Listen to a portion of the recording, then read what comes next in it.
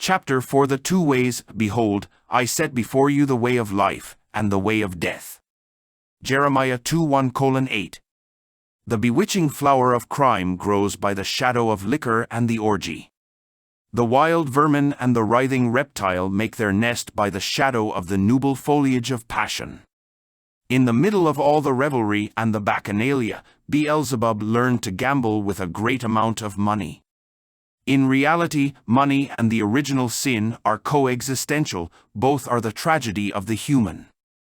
Gambling has driven the elegant lady and the cunning gentleman, as well as the working man and the bohemian gambler, to ruin and suicide. Beelzebub learned the vice of gambling, and he laughed happily while in the bacchanalia, amidst the bare sound of the dice and the happy and triumphant pop of another bottle. Yet, lo and behold, a mysterious personage was never absent within the orgy.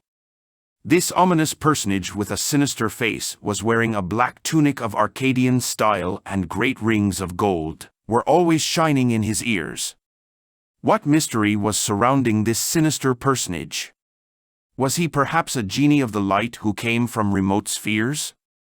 Was he perhaps some luminous lord of the flame, or some ancient inhabitant from some historical epoch already ended? No, nothing of the sort. This man was only a horrible and monstrous transgressor of the law, a black magician. Beelzebub learned certain clues from this black magician in order to win in the vice of gambling. Their friendship was mingled with thankfulness and orgies. Thus, this sinister personage was conducing his victim throughout the black path. The human beings of the epoch of Saturn were using astral bodies, and they were tall in stature.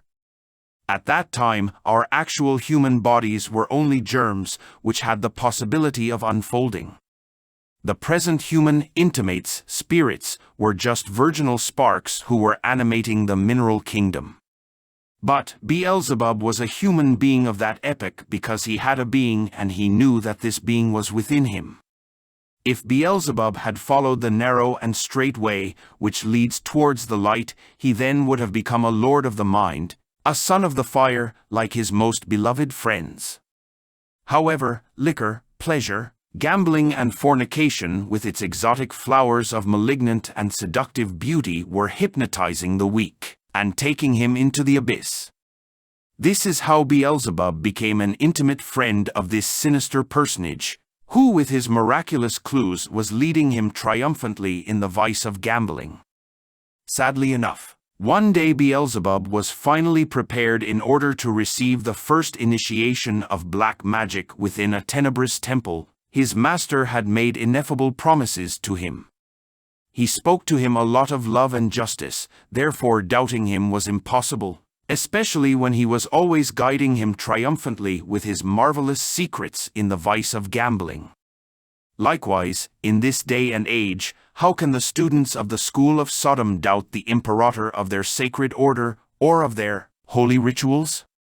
The one who is going to fall does not see the gap.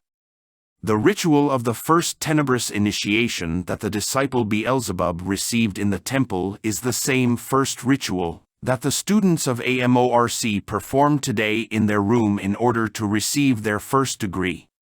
Thus, in the same way that the student of first degree from Sodom remains enslaved by the guardian of the threshold after the rite, as well Beelzebub remained enslaved by the guardian of the threshold. This is how he started his career as a demon.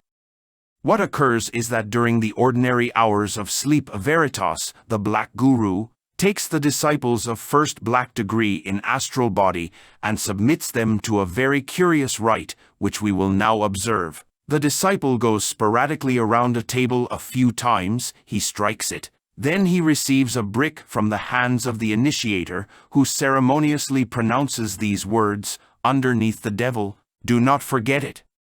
Afterwards, the disciple buries the brick under the ground.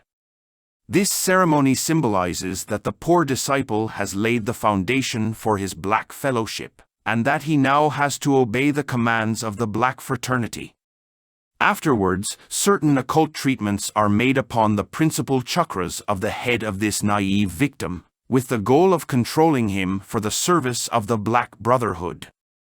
Also, a lens in a form of an eye is placed upon his neck, in order to influence him over the important centers of his subconsciousness.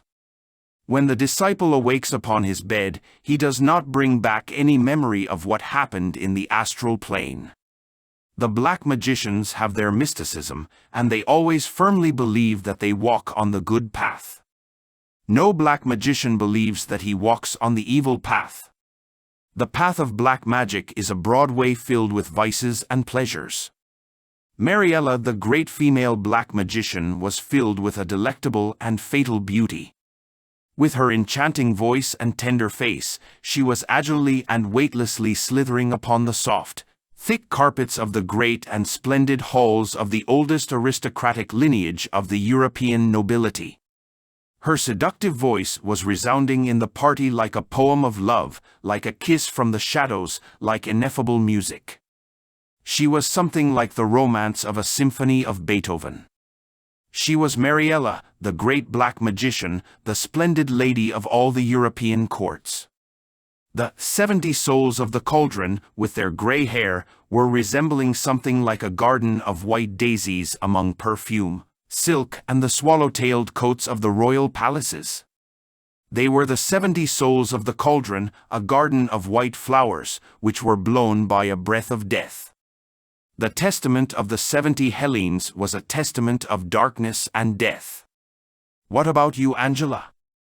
That royal vesture with a long gown makes you look like the longed-for fiancé of a lover who never arrives. You look like a mysterious nymph of a delectable enchanted labyrinth. You look like an unforgettable beauty within the velvety night strewn with stars. How many times I saw you, O Angela, like a fatal goddess amongst the bewitched mirrors of that elegant hall of witchcraft, where you were a queen of evil. What is the name, O children of evil, of that splendid mansion which is similar to an idol? It is Javasimo, the delectable hall of purple and silk. Fatal love and the beauty of the abyss of evil only reign there, and every maiden is a poem, every smile an idol, and every dance a romance of an unforgettable love? The limber and delicate waist of every malignant beauty is a bayadere within the silhouette of a mysterious landscape. Andromlech, the wealthy and pompous black magician of China, says that the human being is an angel, therefore, he does not need to suffer. He always advises his friends to enter into the aristocracy, to dress like princes, and to collect a lot of money. The Black K.H., when talking about social matters, says that his disciples must be triumphant, and that the disciple who is not triumphant cannot be his disciple. The black magicians love fornication, and in order to justify themselves, they say such is a divine relationship. The black magicians greatly know that the souls who move away from their intimates eventually disintegrate themselves into the abyss. This is why a spokesman from the teachings of the Brothers of the Tenebrous Caverns says that the soul is just a vesture, and that it must be disintegrated because they only have interest in their real being, and that they long for the construction of their hiding place in the Absolute. This is the dangerous mysticism of black magic. Any neophyte in occult science will easily fall into this philosophy of a terribly malignant and seductive beauty. The black magicians hate the Christ, and they consider him an evil personage. They say that the Lord Christ was not an initiate, because no initiate allows himself to be killed.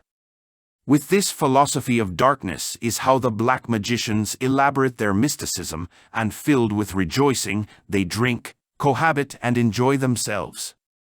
They assist in their great festivities and delectably dance in their elegant halls while enjoying and laughing in the arms of fornication. The black path is easy and open.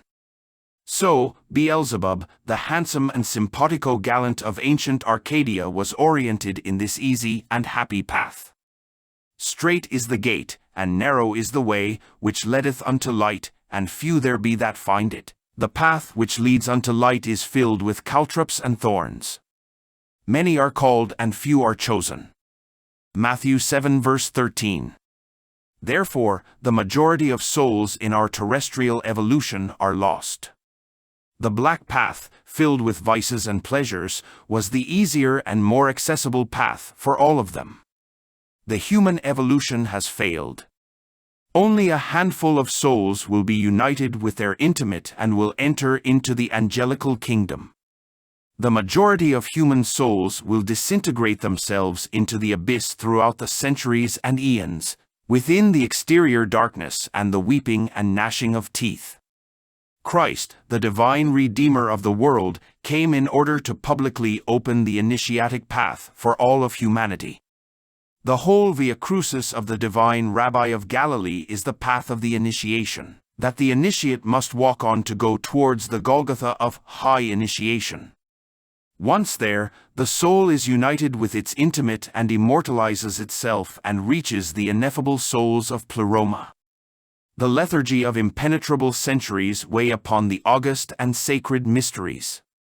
The Verb made flesh lies in the bottom of our sacred ark, awaiting for the supreme moment of our resurrection.